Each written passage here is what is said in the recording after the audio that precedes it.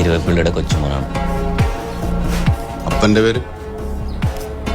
എൻ്റെ പേര് രാജൻ മാധവൻ എന്നായിരുന്നു. മരിച്ചുപോയ മാധവൻ്റെ മകൻ.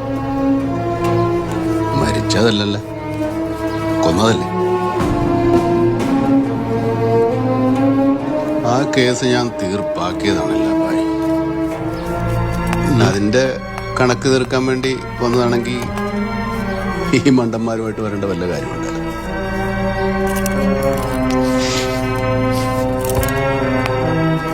നിന്റെ പ്രതികാരത്തിന് നീ പറയണ സ്ഥലത്ത് ഞാൻ വരുമായിരുന്നല്ലോ. റിവെഞ്ചിനായിട്ട് എനിക്ക് ഇങ്ങോട്ട് വരേണ്ട കാര്യമില്ലല്ലോ അങ്കിൾ.